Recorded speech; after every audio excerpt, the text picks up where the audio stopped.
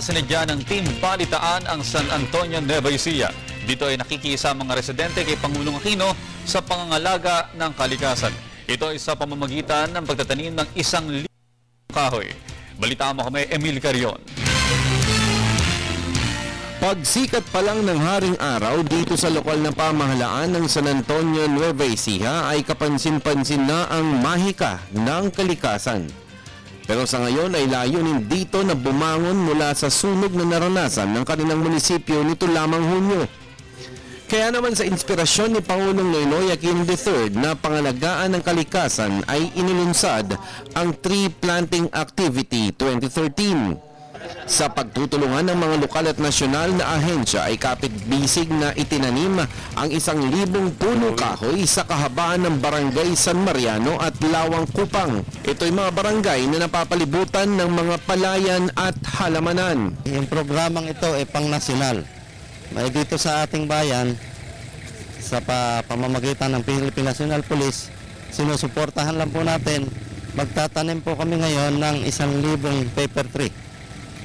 Hindi po natin gayahin sa pagsunod po natin na tigi-tigisan lang tayo. Malaki na po ang naitulong natin sa ating kalikasan. Ito po siguro ang paraan ng PNP para ipakita sa ating bayan na nagkakaisa ho sila para sa kalikasan ho natin. Lahat po tayo magkaisa, tumulong ho tayo sa isa't isa para gumanda ho ang bayan natin, yung kalikasan.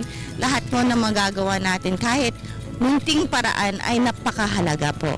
Matatandaang bantog sa produktong agrikultura ang San Antonio.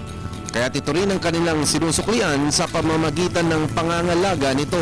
Tulong-tulong ang mga NGOs, mga government offices, ang municipal at provincial police officers and men para sa proyekto. Nakiisa rin ang mga miyembro ng simbahan sa pangunguna ni Father Arnold Abelardo.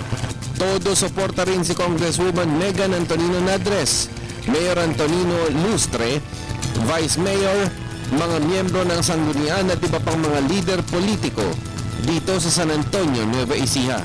Programa po ng ating mahal na Pangulo, yung National Greening Program, at ng ating pong kapulisan ng ating Chief PNP, si Director General Alan Lamadrid Purisima, para po dito sa ma-address natin ang problema ng kalikasan. Magkaisa po tayo at magtanim po tayo ng puno. Napakahalaga po nito upang matulungan natin ang kalikasan, maging maunlad ng ating bayan kung walang mga calamity, mga baha. At yun po, at sana po ay lahat ng kabataan magkaroon ng magandang pananaw na bawat isa ay magtanim at tulungan ang ating kapulisan. Para naman sa mga politiko dito, tapos na ang eleksyon at panahon na para magkaisa para sa pangangalaga ng kalikasan. Para sa Telebisyon ng Bayan, Emil Carion.